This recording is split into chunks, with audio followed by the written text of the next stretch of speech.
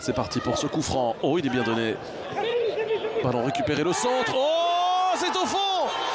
Incroyable. Almeida. Le contre est favorable. Je pense que c'est Quilota qui vient mettre ce ballon au fond de ses filets. 0-1 pour l'Antwerp sur le fil. Tout ça depuis cette défaite du côté de la Guelamco Arena. Véritable tournant pour l'instant cette saison. De Poitre qui peut frapper. De Poitre, quel goal! Quel but splendide de Laurent De Poitre. Alors là, un véritable bijou de l'attaquant belge. Il avait déjà marqué lors de la manche aller et il avait manqué pas mal d'occasions lors du match à la Guelamco Arena. Cette fois-ci, eh bien, il fait mouche. Van Lierberg s'est touché par Hermans qui remporte son duel face à Anton Tang. Ça, c'est une véritable erreur pour le défenseur central ostendais. Ça peut coûter très cher. Attention avec Mvrapti. Voici l'ouverture du score. Première possibilité de la rencontre pour le Suédois qui vient faire la différence, qui vient débloquer enfin cette rencontre. Ça a mis beaucoup de temps à se délier, mais c'est fait. Il avait déjà évolué sur ce flanc droit face à Waregem. Et c'était plus que correct aussi. Oh, bon geste là. Est-ce que ça peut finir au fond? La vue masquée pour Guillaume Hubert. Et voici la décision de Schwed. C'est ce qu'on lui demandait. D'être réaliste, de prendre ses responsabilités, de parvenir à faire la différence. C'est évidemment de bon augure. Et puis on a évoqué pas mal de retours aussi. Bref, Vranken peut compter sur un noyau assez large. Attention! Le but monstrueux! Il est monstrueux ce but-là pour sa 150e apparition sous le maillot du KV. Rob Schoofs nous offre le petit bijou du week-end. Il ne peut absolument rien faire, Guillaume Hubert, là-dessus. Et quelle frappe monumentale de la part de Rob Schoofs. Attention à ce mauvais ballon de la part de Mercier. Deman. Oh, la frappe de Deman. Et le but pour Matondo qui suivait ce ballon relâché par Runarsson. On a laissé faire Olivier Deman. On a regardé armer une frappe du pied gauche. C'est en plus son pied fort et derrière. Enfin, peut-être une attaque intéressante sur le flanc gauche. Oui, joli. On n'a pas essayé, pas tenté Scravers. Altamari, on met quelque chose en place. Altamari, la frappe. Oh, attention à ce ballon qui échappe à la vigilance de Thomas Didion. Exactement le même scénario que le but du cercle. Une frappe d'engauché, relâchée par le gardien. Et derrière, Martens qui vient planter son 8e but de la saison. Et surtout qui égalise. Velarskon qui demande 2 briques dans son mur. Il les obtient, c'est positionné. Pas certain qu'il va la tenter en direct. Plutôt aller chercher une tête. Effectivement. Et vers le deuxième poteau. Et ça rentre. C'est la tête de qui? De Denki, je pense. Qui vient marquer le 2e but du cercle. Kevin Denki. 2e but pour le Togolais. En combinaison. Et une 2e mi-temps où on multiplie les mauvaises passes et les longs ballons qui plus est moins précis. Bon, je suffit de le dire pour que celui-ci arrive dans les pieds de Martens, évidemment.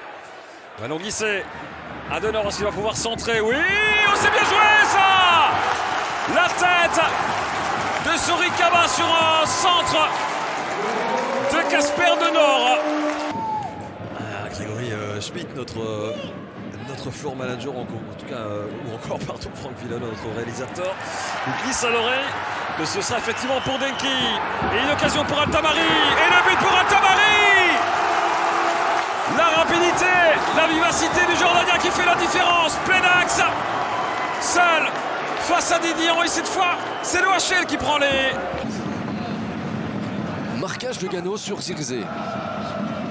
Corner de Rafaelov. Oh, sur ce ballon Savonnette. Et finalement, ça va dedans. Mais oui, je vous le disais tout à l'heure, il y a un moment donné... Cette intervention-là, Alex aussi, elle laisse un petit peu à désirer. C'est Kwame qui en profite. Oui, bah, tout à fait, mais enfin, voilà. Je veux dire que l'erreur de Doumbia, elle était malvenue. Et puis celle de Bossut, elle est encore plus. pour rééquilibrer un petit peu le jeu. Et il faudrait déjà que Jules parvienne à sortir de ces situations-là. Et pour l'instant, ce n'était pas le cas. Bonne récupération d'Hachimero. C'est une balle de 0-2, ça, pour le Sporting. Hachimero pour Refaelov, qui aurait peut-être dû tenter en première intention. Non, parce que derrière, il assure quel but. Hachimero à la base. Oui, tout à fait. Une super récup de sa part, mais c'est presque trop facile. Vraiment, là, on conteste une faute. On part de Bossut en tous les cas et de Sec. Bon, ça ne bouge plus beaucoup, hein, si vous vous demandez peut-être à la maison qui sera le prochain changement pour l'instant. Dompé. Bien joué. Oui, c'est un bon ballon. Ça pour Gano. Voilà le but qui relance ce match. 73e minute. J'en parlais tout à l'heure. Dompé et Gano. Bien joué. On peut sortir.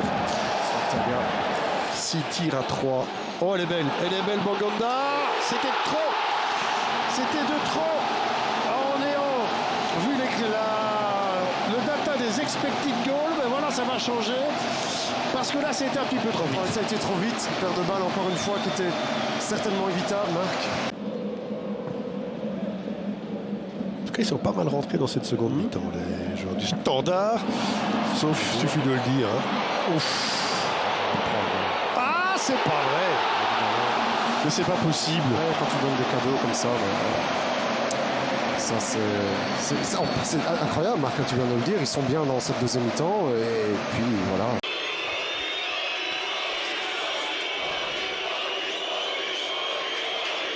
Christian Bruls et Anthony Maurice. C'est magnifiquement frappé. Impeccablement frappé. Bruls, 0-1 pour Saint-Tron. Ouais, imprenable. Vous pouvez être un grand gardien, faire une grande saison, mais tout me paraît bien calme dans ce stade. Ouais, ici par contre il est applaudi, Nsoki, c'est logique parce que Heyman avait fait la différence. Voilà, le recul défensif est parfait. Emmener le stade avec Odoy sur cette sortie de défense. Odoy pour qui? Pour Ritz. Et le but! Quelle contre-attaque d'Nsoki. Et tout part d'Nsoki. Odoy et Matt Ritz.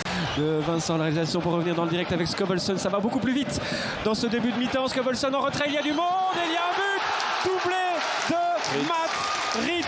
Ah, que le foot peut aller vite. La plus belle occasion pour le Sporting de Charleroi il y a 30 secondes. Le break pour le club de Bruges un peu plus tard. Mekele en sauveteur.